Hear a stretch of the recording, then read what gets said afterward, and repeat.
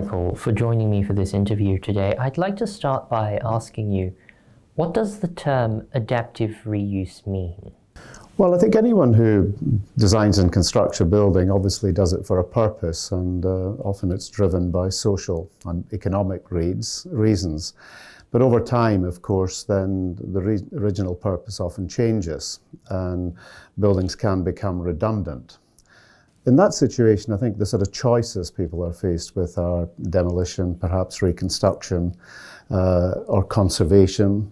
But conservation on its own doesn't necessarily guarantee the long-term survival of the building, that unless there's a purpose for having the building. So the whole concept of adaptive reuse is to reuse buildings for a purpose which is required, either for social or economic reasons.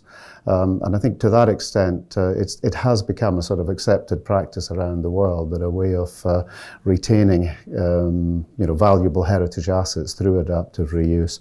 And I think probably the best example I could give would be, in my opinion, would be the Tate Modern in London, where a rather handsome power station designed, I think, back in the 1930s, coal-fired, had become redundant. It was not economic to produce electricity through burning coal at that part of London.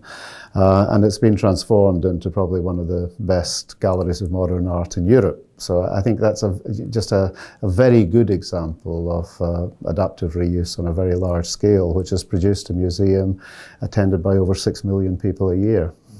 In terms of the Central Police Station, I wonder if you could start by discussing its context as well as how the Jockey Club first became involved. Well, the Central Police Station project, it was really initiated in the early part of the 2000s.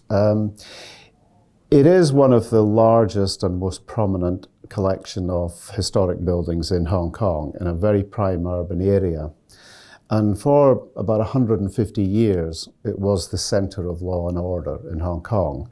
A very unusual combination, again, because you had a prison, a magistracy, and a police station in one location. Essentially, it represents the sort of one-stop shop for justice, that people could be arrested, tried, convicted, and sent to jail in one location.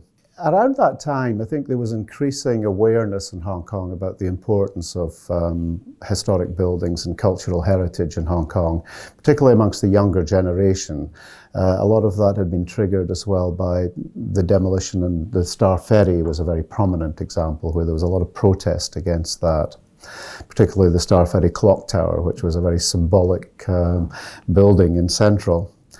There had been a scheme in the past for the private sector, government to take its historic assets and allow the private sector, but there was a project in Kowloon, which is the Marine Police headquarters, where I think the heritage conservation interest groups in the town felt that it had gone too far in terms of commercialisation. And although they did retain and conserve the buildings, they lost the setting because they allowed the parade ground to be redeveloped.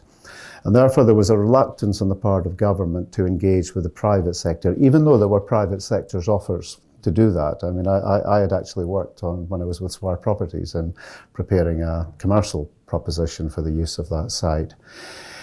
And I think it was through dialogues of what could the Jockey Club do that this project obviously emerged as a potential candidate for the club to take on. So the question of whether government asked the club or the club asked the government, I'm not quite sure whether I could answer that. Essentially, it was a good idea that the club could get involved in this. If for no other reason, that there was no other organisation was going to have the scale of financial resources that could take the project on in the way that we could. Thank you very much. Pleasure.